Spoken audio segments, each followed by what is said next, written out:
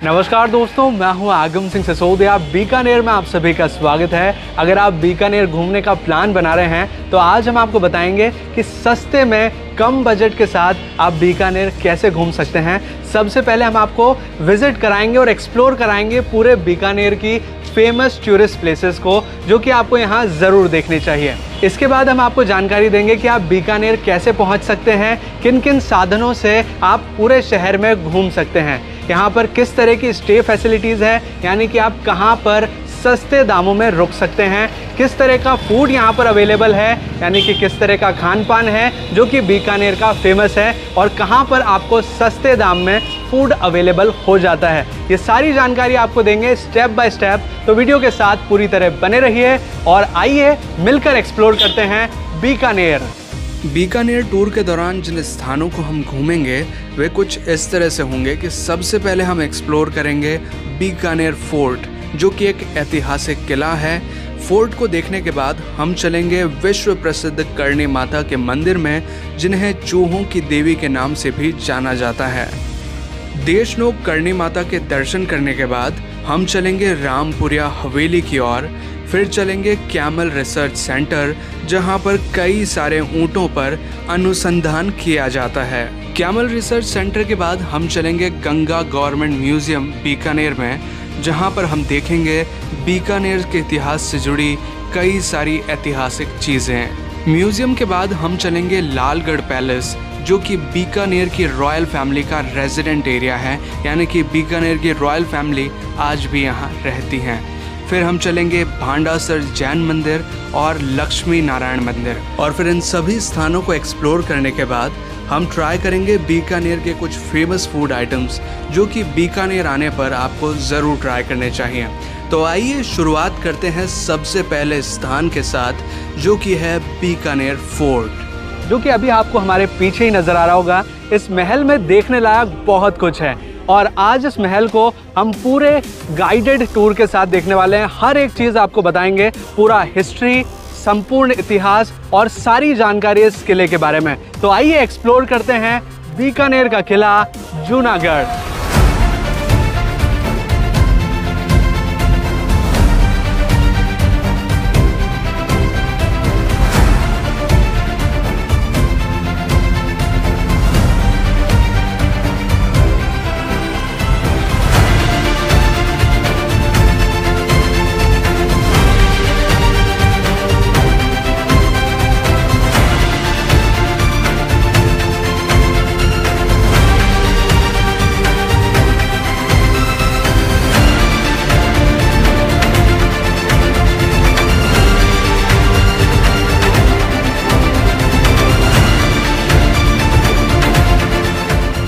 First of all, you are most welcome.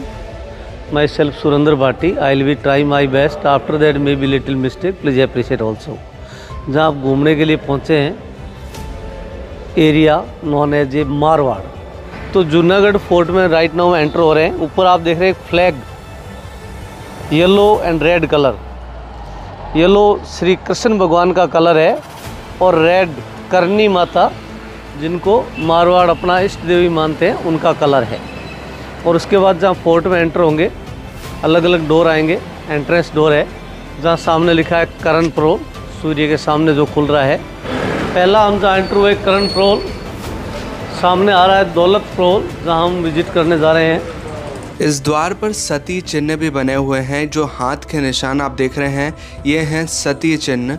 पुराने ज़माने में जब सती प्रथा चलती थी, तो जब राजा को वीरगति प्राप्त होती या फिर राजा की किसी कारण मृत्यु हो जाती, तो साथ में उनकी रानियां अपनी जान का बलिदान देती थीं, उनके साथ चिता पर बैठकर।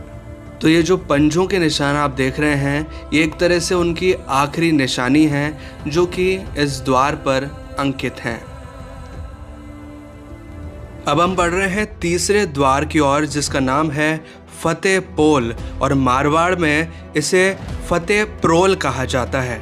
और ये दरवाज़ा जहाँ खुलता है, वहाँ पर दो बड़े बड़े स्टैचूज़ हैं, हाथी पर सवार जयमल और फत्ता के। जयमल और फत्ता वीर राजपूत पुरुष थे, जिन्होंने अकबर के विरुद्ध युद्ध लड़ा और अपनी संख्या कम होते हुए भी 60,000 मुगल सैनिकों के छक्के छुड़ा दिए। तो अब यहाँ से हमने प्रवेश कर लिया है सूरज पोल से फोर्ट के अंदर। फिर लेफ्ट हैंड साइड में गणेश भगवान का मंदिर है एंड राइट हैंड साइड में करनी माता, चामुंडा माता और काली माता का मंदिर है। तो अब इन सभी गेट्स को क्रॉस करके हम पहुंच चुके हैं फोर्ट के मेन एंट्री कंपार्टमेंट की तरफ, जहां से एक्चुअली फोर्ट की स्टार्टिंग होती है। यहीं पर पार्किंग एरिया भी है, अगर आप कोई व्हीकल लाते हैं अपना तो यहां पर पार्क कर सकते हैं।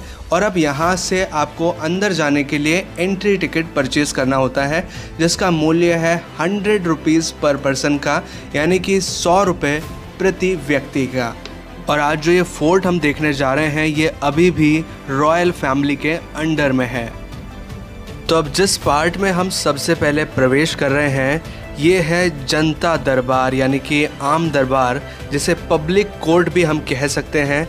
यहाँ पर राजा एक तरह से दरबार लगाया करते थे लोगों के लिए, कि लोगों की जो भी प्रॉब्लम्स हुआ करती थी वो यहाँ पर डिस्कस की जाती थी, उनका फैसला लिया जाता था। जिस पार्ट में आप एंटर हुए अनूप सिंह राजा ने बनाया, अनूप महल 17वीं सेंचुरी का पार्ट है ये। सामने का जो लिखा हुआ है अनूप महल, अनूप सिंह राजा के टाइम में अनूप महल, अनूप सिंह किंग का नाम था।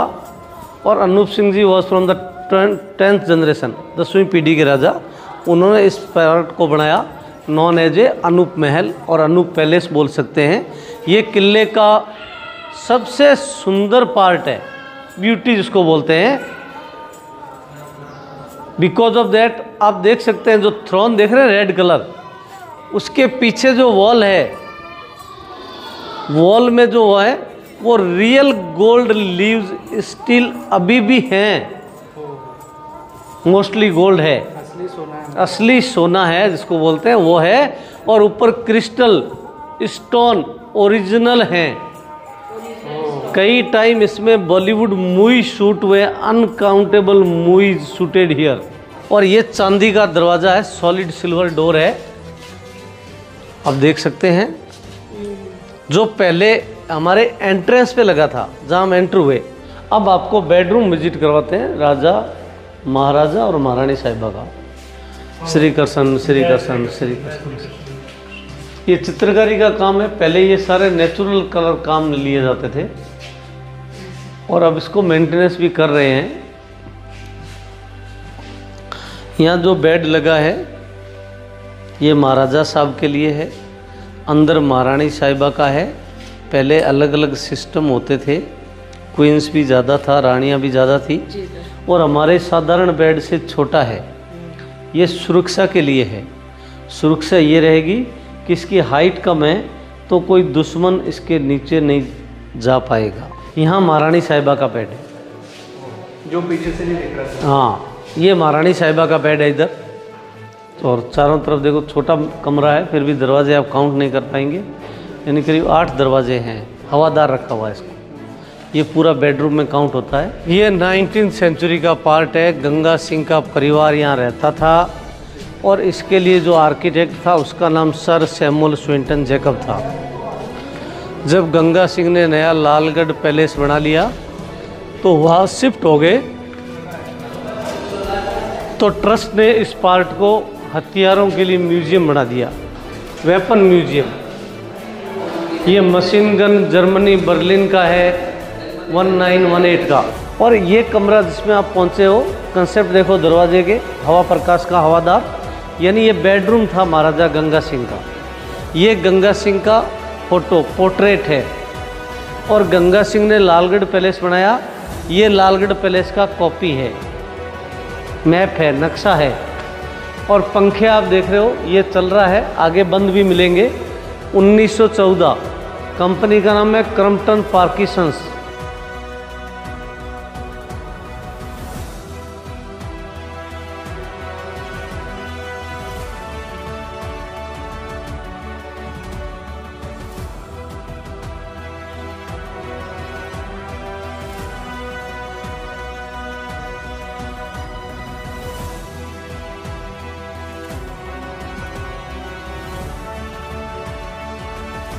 ब्रिटिश टाइम का, राजाओं के टाइम का, मुगलों के टाइम का। ये शीशे बेल्जियम के हैं, ग्लास इटली का है। ये ड्रेसअप रूम था, पुरुष प्रधान देश था, राजा का ड्रेसअप रूम है।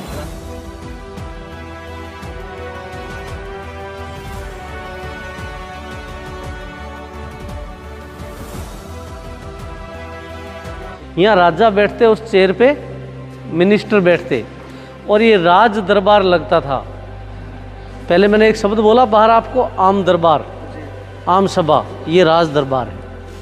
ये मेन हॉल है, वो पब्लिक हॉल, वो पब्लिक हॉल है। ये मिनिस्टर, और जैसे अभी जैसे चीफ मिनिस्टर का मंत्रिमंडल लगता है, ये राजा का मंत्रिमंडल लगता था। सामने की विंडो से महारानी साहिबा देखते, ओपन विंडो से राजकुमारी जी देखते। छत देखो लकड़ी का बना है, इसके ग्लास इटली, मुरानो, वेनिस के हैं। और पिलर का और दरवाजे का मैंने आपको बता दिया। इस एक कमरे को बनाने के लिए 14 साल का टाइम लगा है, 14 ईयर। गंगा सिंह ने बनाया, गंगा निवास भी हम इसको बोलते हैं। तीर एंड तुक्का। तीर यानी पहले के टाइम में कोई टेक्नोलॉजी ज़्यादा नहीं था, तो रामचंद्र जी के टाइम से चल रहे हैं धनुष बाण, वही तीर का है। और तुक्का यानी जो फास्ट में यूज़ लेना होता, उसको हाथ से फेंकते थे। पहले के लोग ताकतवर थे, वो बहुत गोली की तरह मार करता था। कहते हैं इसके आगे पॉइजन लगा होता है, छोटे वाले सभी पे पॉइजन लगा होता है, आगे छोटे वाले पे ज़्यादा लगा होता है।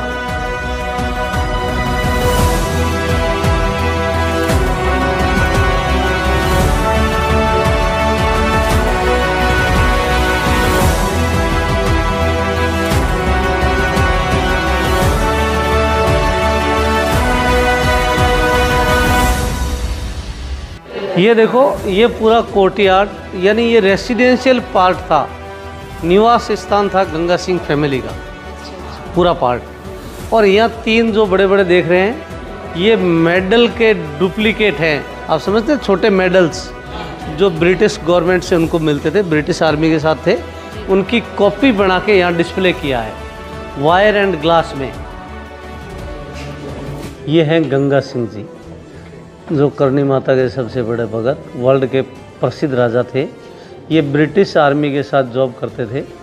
ये ड्रेसेज लगी है अकॉर्डिंग टू डेजिग्नेशन, पद के अनुसार ये ड्रेसेस वो पहनते थे। समझ रहे हैं आप? और ये उनका फाइल बॉक्स है। दोज डेज में ये फाइल बॉक्स होता था। और ये टेबल का सामान है जो पर्सनली उन्होंने यूज़ लिया ऑफिस में। और इधर इंटरकॉम है, महल के अंदर पिन सिस्टम का इंटरकॉम होता था। इनका कप है, प्लेट है। इसमें स्पून देखो आप गौर से, स्पून दिख रहा है? स्पून में क्या आ रहा है? आधी कवर्ड है, आधी कवर्ड है। उनका मुस्टैच देखो गंगा सिंह का। दो डेज में ये राजपूताना के सब राजाओं का मुस्टैच होता था। इनको जब भी कोई लिक्विड लेना रहेगा, हेल्प ऑफ ये blade, moustache will be lift up, ऊपर हो जाएगा, गीला नहीं होगा। Got it? एक मैप दिखा रहा हूँ 1930 का, यानी बिफोर इंडिपेंडेंस है ये। और इस मैप में देख रहे हो आप, राजपूताना था ये, जहाँ राजपूत राजाओं की प्रिंसली स्टेट्स होती थी। अभी जो हमारा नियर बाई स्टेट पंजाब लग रहा है, पटियाला बॉर्डर था। Near by country Pakistan Bahawalpur border था। और नियर बाई साउथ में गुजरात ईडर बॉर्डर लगता था। यहाँ सारी प्रिंसली स्टेट्स होती थी। इसको हाथी का ओहदा बोलते हैं। हाथी पे इसको फिक्स करके महाराजा बैठते, पीछे उनके सर्वेंट भी बैठ सकते हैं अम्ब्रेला फ्लैग लेके। समझ रहे हैं आप? ये लेपर्ड है, स्किन में केमिकल स्टफ्ड है। दोनों तरफ लॉयन देख रहे हैं। ये मारवाड़ है, मारवाड़ के राजा राठौड़ सूर्यवंशी। इनके कुल देवी आप जानते होंगे नागणेचे जी, नागाना, जोधपुर के पास विलेज है। लेकिन ये इष्ट देवी करणी माता को मानते हैं। हर जगह करणी माता मिलेंगे आपको मारवाड़ में। करणी माता दुर्गा माँ का री इनकॉर्नेशन 1386 में जन्म हुआ। दुर्गा जी का सवारी लॉयन शेर था, इसलिए दोनों तरफ शेर लगे हैं। तो इस सीट पे महाराजा बैठते, यहाँ पब्लिक बैठती और ये जनता दरबार आम सभा लगती थी, जिसको सर जी ने, मान साहब ने बताया अदालत, वो यहाँ लगती थी जहाँ फैसले होते थे। और आपके सामने जो खड़ा है, फर्स्ट वर्ल्ड वार जब हुआ तो ब्रिटिश आर्मी ने इसको फाइटिंग के लिए काम में लिया, फाइटर प्लेन है ये। ऐसे कई पीस थे, 4000 लगभग, नेट पे सर्च करोगे ये नाम, 4000 पीस थे। कई क्रैश हो गए, तो 2 क्रैश ब्रिटिश आर्मी ने गंगा सिंह की आर्मी के साथ यहाँ भेज दिए। उन्हीं दोनों क्रैश में से एक को गंगा सिंह के ग्रैंडसन करणी सिंह जी ने 1985 में यहाँ असेंबल म्यूजियम के लिए करके खड़ा किया है। उसी का नाम DH-9D हैविलैंड प्लेन है। ये पालकी महारानी साहिबा के लिए चांदी का, ये हिंदू राजा और रानी के लिए, ये मुस्लिम किंग और क्वीन का है, किंग और क्वीन। ये ऊपर जो फोटो है वो है जय जंगलदर बादशाह का जो टाइटल दिया, महाराजा करण सिंह बोट को तोड़ रहे हैं, जो बोट औरंगजेब ने हिंदू राजाओं को लेने के लिए भेजी थी। और औरंगजेब की ये इच्छा थी कि जब सारे हिंदू मेरे पास आएंगे तो हिंदू से धर्म परिवर्तन करके इनको मुस्लिम बना दूंगा। वो ताकतवर था। ये ब्रिटिश किंग और क्वीन के लिए था। ये ऊँट पे रखने का, ऊँट पे रखने का। हम राजस्थानी लैंग्वेज में इसको गांव में तो बोलते हैं, टिपिकल लैंग्वेज में पिलाण। और ये घोड़े जोड़ने के जो हैं, ये बेल्ट वगैरह रखने के लिए है पूरे। ये राजकुमारी जी के लिए।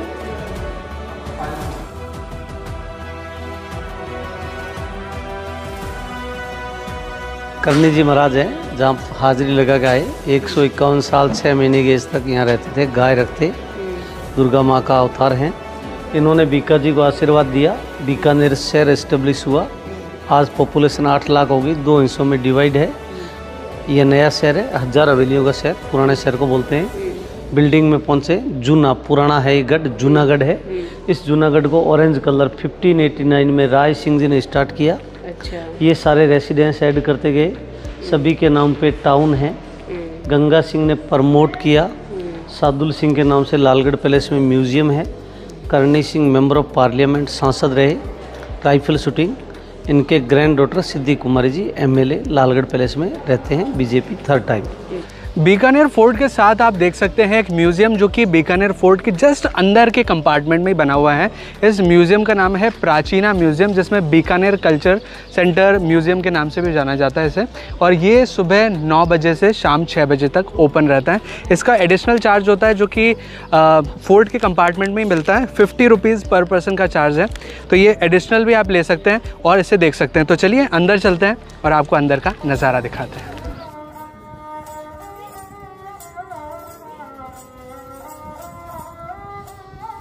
अगर आप राजस्थानी कल्चर, वेशभूषा, पेंटिंग, चित्रकारी और राजस्थानी संस्कृति को समझना चाहते हैं, एक्सप्लोर करना चाहते हैं, तो ये म्यूज़ियम आपके लिए एक अच्छी जगह है।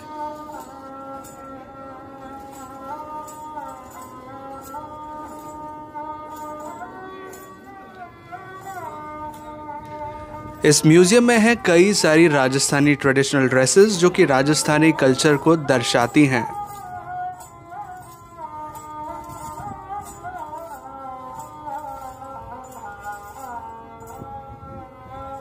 अब आप देख रहे हैं कुछ ऐसी चीज़ें जो कि रॉयल फैमिली से बिलोंग करती हैं, जिन्हें रॉयल फैमिली के मेंबर्स उपयोग में लिया करते थे।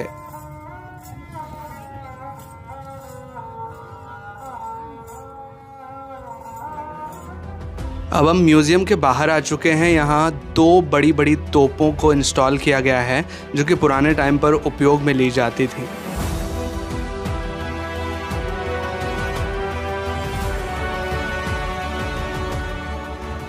अगला स्थान जो आप बीकानेर में एक्सप्लोर कर सकते हैं वो है करणी माता मंदिर, जो कि देशनोक में स्थित है। देशनोक का डिस्टेंस बीकानेर से है लगभग 30 किलोमीटर का, जो कि आप बाय बस, ट्रेन या फिर किसी भी 4 व्हीलर से आसानी से पार कर सकते हैं। बाय ट्रेन तो बहुत अच्छा साधन है, ट्रेन जस्ट पास में ही है, 200 मीटर पे रेलवे स्टेशन है, बहुत ही वॉकिंग डिस्टेंस पे है। आप बड़ी आसानी से ट्रेन से बीकानेर से देशनोक आ सकते हैं करणी माता के दर्शन के लिए। और बस की सुविधा भी बहुत ही निकटतम है, मंदिर के काफ़ी पास ही बस स्टैंड है जहां से आपको बस इजीली मिल जाएगी।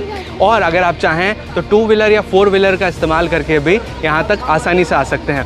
तो चलिए अब मंदिर के अंदर चलते हैं और आपको मंदिर के अंदर का नज़ारा दिखाते हैं और साथ ही दर्शन कराते हैं करणी माता के।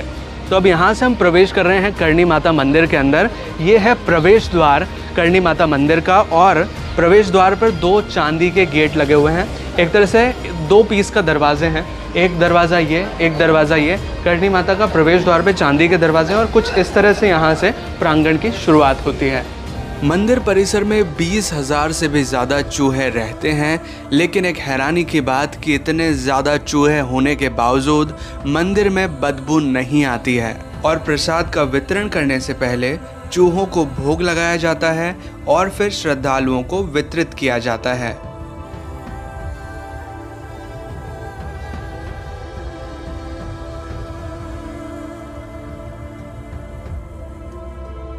करणी माता मंदिर के पीछे एक इंटरेस्टिंग स्टोरी है, एक इंटरेस्टिंग इतिहास है जो कुछ ही देर में हम आपके समक्ष प्रस्तुत करेंगे। लेकिन इससे पहले हम आपको दर्शन कराना चाहेंगे करणी माता के। और अभी जो ये दृश्य आप देख रहे हैं ये लाइव आरती का दृश्य है। जब सुबह आरती होती है करणी माता की तो उस दौरान का दृश्य है जो कि अभी आप देख सकते हैं।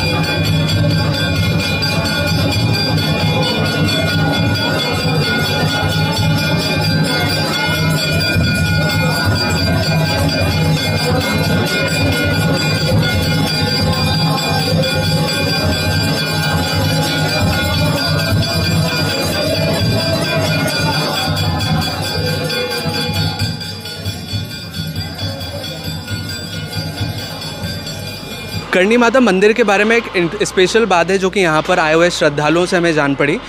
थोड़ा सा आप जानते हैं मैम से कि मंदिर जो है वो गुफा के अंदर है। जय माँ करणी माता जी गुफा में विराजमान है। अच्छा, गुफा जो है पुराने टाइम की है, वहीं विराजमान है करणी माता। और माता जी की मूर्ति हवा के अंदर है और वो काठ की है, यानी लकड़ी की है। और ये काफ़ी टाइम पुरानी, बहुत साल पुरानी है। और एक और इम्पॉर्टेंट चीज़, ऐसी मान्यता है कि अगर यहाँ पर सफ़ेद चूहा यानी कि वाइट कलर का जो माइस है अगर वो आपको दिखता है तो वो एक सौभाग्यशाली चीज़ होती है, एक अच्छी चीज़ है जो कि आप एक तरह से शगुन की तरह ले सकते हैं। अभी हम आ चुके हैं करणी माता मंदिर के बाहर के शॉप्स में जहाँ पर मिठाई और प्रसाद वगैरह मिलते हैं। मैं यहाँ पर ये जानना चाहूँगा शॉपकीपर भैया से कि जो चूहे मंदिर में रहते हैं क्या वो प्रसाद को नुकसान पहुँचाते हैं या नहीं पहुँचाते? थोड़ा आप बताएंगे कि प्रसाद को ख़राब करते हैं? चूहे खराब नहीं करते सर, ये तो माता का संतान है। जी जी, इनका झूठा खाने से और कोई नुकसान नहीं होता। अच्छा, और सर एक चीज़ बता देंगे कि थोड़ा सा मंदिर की कहानी क्या है? मंदिर की कहानी तो ये चूहे है जो माता का वंशज है। अच्छा, वंशज है। हाँ, माता जी की 4 संतान थी जी। वो छोटा बच्चा था, वो तालाब में डूब के खत्म हो गए थे। अच्छा, फिर माता जी उनको वापस लेने आई। अच्छा, तो आगे धर्मराज बोला भाई यहाँ आओ, वापस नहीं जाता है। मतलब जो यमराज थे? हाँ, वो माता जी को बोला कि यहाँ इधर आओ, वापस नहीं जाता है जी। तो माता जी बोला किसी की माँ लेने नहीं आई, मैं लेने आया तो मेरा लेके दूंगी। अच्छा, तो उन्होंने चूहे के रूप में जिंदा कर दिया। तो बोला कि भाई यहाँ दोबारा जगह नहीं है जी। तो माता जी बोला हमारा वंश है वो आपके पास नहीं आया जी, तो काबे के रूप में इधर ही। तो जितने भी चूहे हैं वो सभी फैमिली मेंबर्स? बिल्कुल। अच्छा, उनके वंशज हैं? हम लोग हम माता का वंशज ही है। अच्छा। जो इंसान की देत होती है जी तो काबा बन जाता है। अच्छा, इंसान की होती है तो, और काबे की देत होती है तो वापस मनुष्य हो जाता है। वापस मनुष्य हो जाता है। ऐसी कहानी है। अच्छा, मंदिर के बाहर आपको कुछ इस तरह की दुकानें भी मिल जाएंगी जिसमें कि आप प्रसाद ले सकते हैं या फिर भगवान के इस तरह की मूर्तियाँ या फिर इस तरह के फ़ोटोज़ और मिठाइयाँ वगैरह भी अपने घर ले जा सकते हैं।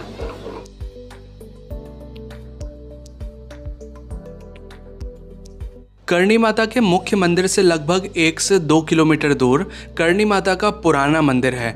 यह एक्चुअल में वो स्थान है जहाँ पर करणी माता मनुष्य रूप में रहा करती थी, यानी कि यहाँ पर करणी माता का घर हुआ करता था, यहाँ पर वो गायें रखा करती थीं और यहाँ करणी माता की गुफा भी है जहाँ पर वो तपस्या किया करती थीं। इस मंदिर में भी कई सारे चूहे हैं जो कि मंदिर परिसर में हमें जगह जगह पर नजर आते हैं। करणी माता के पुराने मंदिर में आप चाहें तो ऑटो से जा सकते हैं और अगर चाहें तो पैदल मार्ग से भी पहुंच सकते हैं। अभी हमारे साथ कुछ श्रद्धालु हैं जो कि करणी माता मंदिर में दर्शन करने के लिए आए हैं। हम सभी मिलके एक बार जयकारा लगाएंगे जय करणी माता का। तो एक बार मैं 1 2 3 बोलूँगा, हम साथ में मिलके एक साथ बोलेंगे जय करणी माता। 1 2 3। अगला स्थान जो हम बीकानेर में एक्सप्लोर कर सकते हैं वो है रामपुरिया हवेली, जिसके बाहर अभी हम खड़े हुए हैं। ये पीछे जो हवेली है ये यहाँ तक, ये जो आपको इतना सा स्ट्रक्चर दिख रहा है यही नहीं है, ये फैली हुई है बहुत दूर तक, काफ़ी लंबा एरिया ये कवर करती है। ये जो हवेली है इसके अंदर तो नहीं जाया जा सकता, लेकिन इसकी जो बाहर की नक्काशी है वो वाकई में देखने लायक है। हमारे साथ एक लोकल पर्सन है जो कि हमें बताएंगे रामपुरिया हवेली के बारे में। राम राम सर। सर थोड़ा सा ये हवेली के बारे में बताइए कि ये एली 6 एली रामपुरिया की नहीं खुलती है। अच्छा। और उसका भवन्यास है वो खुलता है, वो दिखाता है। अच्छा। हमने कुछ भी नहीं दिखाते हैं। और ये रामपुरिया एली है, ये 90 साल की, ये 85 साल की, ये 100 साल की, इससे पिछली है जो 130-40 साल की। कितने टोटल हवेलियाँ हैं ये 6 एली, 6 हवेली है। एक एली पड़ा और रहता है। अच्छा अच्छा। ये 6 एली है, उनको कोई नहीं दिखाता। इनमें अंदर है क्या चीज़? कुछ भी नहीं है, कमरा है, आपका घर है प्राइवेट। अच्छा, प्राइवेट घर है। प्राइवेट घर है, बार बार देखने के लिए है और बार बार पत्थर की गढ़ाई से बनाई हुई। अंदर लोग रहते हैं, मतलब घर है? अंदर लोग, आपका मालिक ही रहता है, दूसरा नहीं रहता है। मालिक आपका छोड़ रखे आदमी, वो ही साफ सफाई करता है, वो ही रखता है। अच्छा, केयर टेकर टाइप। हाँ, आप लोग है जिसका कलकत्ता रहता है और आता जाता रहता है, महीने में 2 महीना में, महीने में 2 महीना में आता रहता है। परिवार वो जन्म भूमि वहाँ की है। अच्छा, उसकी है और एक ही परिवार की है, ली है छऊ। अच्छा, एक ही परिवार की 6 हवेली ये ली है छऊ, एक ही परिवार की है, रामप्रिय सेठा की, और कुछ भी नहीं है। अच्छा, धन्यवाद। रामपुरिया हवेली का डिस्टेंस बीकानेर रेलवे स्टेशन से लगभग 2 किलोमीटर का है, जहां तक आप किसी भी ऑटो रिक्शा से, किसी भी पब्लिक ट्रांसपोर्ट से आसानी से पहुंच सकते हैं।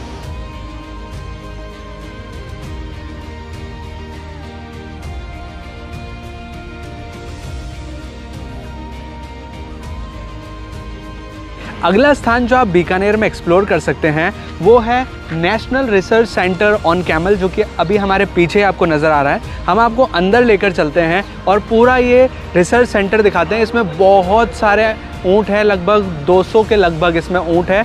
इसकी गिनती बहुत ज़्यादा है और एक साथ कई सारे ऊँट हमें देखने मिलते हैं। कैमल्स को मेल और फीमेल अलग अलग कंपार्टमेंट में बांटा गया है और बच्चे भी हैं, जो कैमल के बच्चे हैं वो भी यहाँ देखने मिलेंगे और कैमल के जो मिल्क प्रोडक्ट्स हैं वो भी यहाँ मिलते हैं। उनकी भी सारी जानकारी हम आपको देंगे। तो चलिए अंदर की ओर चलते हैं।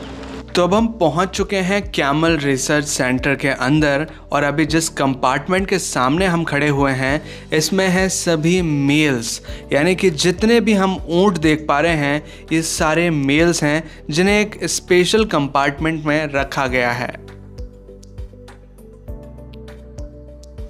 मेल्स के कंपार्टमेंट के बाद अब हम आ चुके हैं एक दूसरे कंपार्टमेंट में जिसमें फीमेल्स और बच्चे हैं, यानी कि ऊँटों के जो बच्चे और फीमेल्स हैं उन्हें एक स्पेशल कंपार्टमेंट में रखा गया है।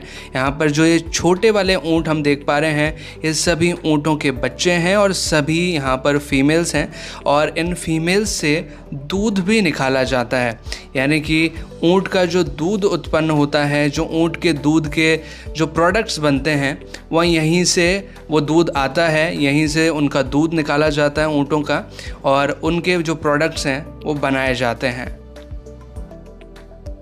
कैमल रिसर्च सेंटर में एक स्पेशल कंपार्टमेंट और बनाया गया है मेल्स और फीमेल्स के अलावा, जिसमें जो डिजीज़ वाले ऊँट हैं यानी कि जिन्हें बीमारी है उन्हें अलग से रखा गया है ताकि ये दूसरों को बीमारियां न फैला दें और इनका अलग से यहाँ इलाज भी किया जाता है, जिसके लिए कैमल क्लिनिक की सुविधा भी यहाँ पर बनाई गई है। एक और स्पेशल कंपार्टमेंट बनाया गया है रिसर्च सेंटर के अंदर, जिसमें कि जिन ऊँटों पर रिसर्च की जाती है, अनुसंधान किया जाता है, उन ऊँटों को रखा जाता है एक सेपरेट कंपार्टमेंट में। रिसर्च सेंटर में ऊँटों को देखने के अलावा आप यहाँ ऊँटों पर राइड भी कर सकते हैं, यानी कि आप ऊँट की सवारी भी कर सकते हैं। इसी के साथ आप यहाँ ऊँट पर बैठकर फ़ोटोज़ भी क्लिक करवा सकते हैं। रिसर्च सेंटर में है एक सेपरेट लेबोरेटरी बिल्डिंग, जहां पर कैमल के रिगार्डिंग परीक्षण यानी कि एक्सपेरिमेंट्स किए जाते हैं। यहां पर एक सेपरेट म्यूज़ियम भी है जो कि पब्लिक के लिए ओपन है। इस म्यूज़ियम में हम कैमल के रिगार्डिंग कई सारे प्रोडक्ट्स देख सकते हैं, जैसे कि कैमल बोन से बने हुए कई तरह के आइटम्स देख सकते हैं, कैमल लेदर से बने कुछ आइटम्स देख सकते हैं, कैमल की जो स्किन होती है उसका क्या यूज़ होता है वो हम देख सकते हैं, कैमल के जो बाल होते हैं उनके हम बहुत सारे आइटम्स देख सकते हैं। कैमल के बारे में डिफरेंट तरह की जानकारी हम इस म्यूज़ियम से प्राप्त कर सकते हैं। तो ये म्यूज़ियम काफ़ी अच्छा है। अगर हम कैमल रिसर्च सेंटर में आते हैं तो हमें ये म्यूज़ियम ज़रूर देखना चाहिए।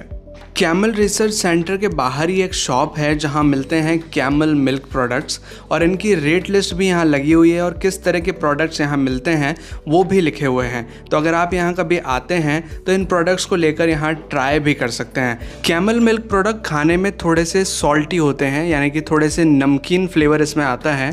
कई लोगों को ये फ्लेवर अच्छा लगता है, कई लोगों को ये अच्छा नहीं लगता। यहाँ पर आए हुए एक विजिटर से जानने की कोशिश करते हैं कि उन्हें कैमल मिल्क से बनी कुल्फ़ी कैसी लग रही है। ये कुल्फ़ी मुझे बहुत अच्छी लग रही है। ये यहाँ के जो असली नस्ल है ऊँट की, बीकानेरी, उसकी दूध की कुल्फ़ी है और बहुत ही स्वादिष्ट है, पौष्टिक है, बढ़िया है। मतलब टेस्ट वाइज अच्छी है? अच्छी है। अच्छा, थैंक यू सर। तो ये है कैमल के दूध की आइसक्रीम जो कि काफ़ी अच्छी है, काफ़ी डिलीशियस है टेस्ट में। हालांकि इसका जो प्राइस है वो है 40 रुपीज़ पर आइसक्रीम का। तो अगर आप चाहें तो इसे ट्राई कर सकते हैं, एक नया एक्सपीरियंस होगा ये आपके लिए। तो अब हम पहुंच चुके हैं बीकानेर के एक और दर्शनीय स्थल पर, जो कि है गंगा गवर्नमेंट म्यूज़ियम। इस म्यूज़ियम में कई सारी ऐतिहासिक चीज़ें रखी हुई हैं जिन्हें हम यहाँ देख सकते हैं। इस म्यूज़ियम का जो चार्ज है वो एक नॉर्मल एडल्ट के लिए 20 रुपीज़ है, और अगर एक स्टूडेंट है तो उसके लिए 10 रुपीज़ यहाँ का चार्ज लगता है। अगर इस म्यूज़ियम के खुलने और बंद होने के टाइम की बात करें तो ये म्यूज़ियम सुबह 10 बजे के लगभग ओपन हो जाता है और शाम को 5 बजे तक ये ओपन रहता है। ये म्यूज़ियम देखना आपके लिए वर्थ इट रहेगा अगर आपको ऐतिहासिक चीज़ें ज़्यादा पसंद है, यानी कि अगर आपको ऐतिहासिक चीज़ों को देखकर मज़ा आता है, आपको अच्छा लगता है, एक्साइटिंग लगता है, तो आपके लिए ये बहुत अच्छी जगह है। बिकॉज़ यहाँ पर आप पुराने बर्तन देखेंगे, रॉयल फैमिली से बिलोंग करने वाली कई सारी चीज़ें देखेंगे। यहाँ पर पुराने अस्त्र शस्त्र भी संग्रहित करके रखे हुए हैं, वो भी आप यहाँ देखेंगे, और भी ऐसी कई सारी पेंटिंग्स देखेंगे जो कि पुराने टाइम पर बनाई गई थी, और भी कई सारी चीज़ें हैं जो कि आपको ऐतिहासिक रूप से बहुत इम्पॉर्टेंट नज़र आएंगी, और आपके लिए ये म्यूज़ियम एक वर्थ इट प्लेस बन जाएगा। अब हम पहुंच चुके हैं लालगढ़ पैलेस, जो कि बीकानेर रॉयल फैमिली का रेजिडेंट एरिया है, यानी कि एक ऐसी जगह जहां पर बीकानेर की रॉयल फैमिली आज भी रहती हैं। और इस पैलेस के एक छोटे भाग में म्यूज़ियम भी बनाया गया है, जिसे भी अगर आप चाहें तो देख सकते हैं। चार्जेस है 50 रुपीज़ पर पर्सन के फॉर इंडियन, और अगर फॉरेनर है तो उसका चार्ज लगता है 100 रुपीज़ पर पर्सन के हिसाब से। अंदर अगर आप फिल्मिंग करना चाहते हैं तो उसके लिए स्पेशल परमिशन की ज़रूरत होती है, इस वजह से हम आपको अंदर का तो नहीं दिखा पाएंगे, लेकिन ये बाहर का नज़ारा है इस पैलेस का। अगला स्थान जो आप बीकानेर में एक्सप्लोर कर सकते हैं वो है लक्ष्मी नारायण मंदिर, जो कि अभी हमारे पीछे आपको नज़र आया होगा, और इसी के साथ है भांडासर जैन मंदिर जो कि जस्ट पास में ही है। ये दो स्थान भी आप देख सकते हैं बीकानेर में। एक और स्थान है जो कि आप बीकानेर में एक्सप्लोर कर सकते हैं, वो है रॉयल सीनोटैप्स, यानी कि वो स्थान जो कि एक क्रिमेशन ग्राउंड है रॉयल फैमिली का, और यहाँ पर कई सारी समाधियाँ बनी हुई हैं। इस स्थान को भी आप देख सकते हैं। इस स्थान को देखने का जो चार्ज है वो लगता है 10 रुपीज़ पर पर्सन का, और जब हम कैमल रिसर्च सेंटर के लिए जाते हैं उसी बीच रास्ते में ये स्थान पड़ता है, तो इस स्थान को आप देख सकते हैं। बीकानेर में रेगिस्तान के बीच में कैंपिंग भी होती है, अगर आप चाहें तो कर सकते हैं। अगर कंपैरिजन किया जाए जैसलमेर और बीकानेर की कैंपिंग के बीच में तो जैसलमेर की ज़्यादा बेटर है, लेकिन अगर आप चाहते हैं बीकानेर में भी कैंपिंग करना रेगिस्तान के बीच में तो आप कर सकते हैं। कई सारे टेंट्स यहाँ पर अवेलेबल रहते हैं, लेकिन जो बेस्ट प्रेफरेबल मंथ रहता है वो होता है सर्दियों का। तो अब ये तो हो गए वो पर्यटक स्थल जो कि आप बीकानेर टूर के दौरान देख सकते हैं। अब जानते हैं उन फूड आइटम्स के बारे में जो कि बीकानेर के फेमस हैं और जिन्हें आपको ज़रूर ट्राई करना चाहिए। सबसे पहला जो बीकानेर की सबसे फेमस चीज़ है वो है बीकानेरी भुजिया, यानी कि बीकानेरी नमकीन, जो कि यहाँ के स्पेशल हैं और आजकल तो वैसे हर जगह ही अवेलेबल हो जाते हैं, लेकिन अगर आप बीकानेर आते हैं तो इन्हें ट्राई कर सकते हैं। बीकानेर के रसगुल्ले फेमस हैं तो उन्हें भी आप ट्राई कर सकते हैं। बीकानेर की राज कचौरी काफ़ी फेमस है, उसे भी आप ट्राई कर सकते हैं। राज कचौरी एक बड़ी साइज़ की कचौरी होती है, मतलब इसको बनाने का जो तरीका होता है बड़ा सिंपल सा है कि एक बड़ी साइज़ का पानी पूरी जैसा पताशा होता है जो कि अंदर से खाली होता है, उसको फोड़ करके उसके अंदर आलू का मसाला, चने, उसके अंदर एक दही बड़ा और कई सारी चटनियाँ डाल करके पूरा गार्निश किया जाता है। मतलब इसको अच्छी तरह से एक स्पेशल टाइप की डिश बना करके आपको परोसा जाता है, जिसे हम बोलते हैं राज कचौरी। इसको कैसे बनाते हैं ये स्टेप्स आप देख ही रहे हैं कि कुछ इस तरह से बना करके इसके ऊपर दही, कई तरह की चटनी वगैरह डाली जाती है, जिससे कि ये काफ़ी डिलीशियस लगती है खाने में। तो ये ज़रूर ट्राई कीजिए अगर आप बीकानेर आते हैं तो। इसी के साथ और भी कई सारे फेमस फूड आइटम्स हैं जो कि आप बीकानेर में ट्राई कर सकते हैं। और एक फेमस शॉप है लाला जी की, जो कि बीकानेर रेलवे स्टेशन के काफ़ी करीब है, लगभग आधा किलोमीटर के रेडियस में। तो यहाँ पर आप फूड ट्राई कर सकते हैं, काफ़ी अच्छा फूड है। ये हम अपने रिव्यूज़ से आपको कह सकते हैं, हमने यहाँ का काफ़ी सारा फूड ट्राई किया और हमें काफ़ी अच्छा लगा। तो अगर आप बीकानेर के लिए ट्रिप प्लान कर रहे हैं तो आपके लिए 1 से 2 दिन सफिशेंट होगा। अगर आप फास्टली जो मेन चीज़ें देखना चाहते हैं तो 1 दिन काफ़ी है। अगर आप आराम से सारी चीज़ें देखना चाहते हैं तो 2 दिन आपके लिए सफिशेंट रहेंगे। बीकानेर आप ट्रेन से या बस से दोनों तरीके से पहुंच सकते हैं। और अगर यहाँ की स्टे फैसिलिटी की बात की जाए कि कहाँ पर आपको कम बजट में अच्छे होटल रूम्स मिल जाएंगे, तो वो स्थान है बस स्टैंड वाला और रेलवे स्टेशन वाला एरियाज़, जहाँ पर आपको कम बजट के हिसाब से होटल्स मिल जाएंगे। लगभग 500 से 1000 रुपये में आपको आसानी से होटल मिल जाएंगे। और यहाँ पर धर्मशालाएं भी अवेलेबल हैं, जहाँ पर आप और भी अगर कम दाम में रुकना चाहें तो वहाँ पर भी रुक सकते हैं। तो ये है बीकानेर टूर से जुड़ी कुछ ज़रूरी जानकारी। अगर आपको वीडियो हेल्पफुल लगा तो प्लीज़ वीडियो को लाइक कीजिएगा, इसे शेयर कीजिएगा अपने दोस्तों और अपने फैमिली मेम्बर्स के साथ। और अगर आपने चैनल अभी तक सब्सक्राइब नहीं किया है तो प्लीज़ चैनल को सब्सक्राइब कीजिए, बेल आइकन को दबाकर ऑल पे प्रेस कीजिए, ताकि इसी तरह के वीडियो नोटिफिकेशंस आपको आगे भी मिलते रहें।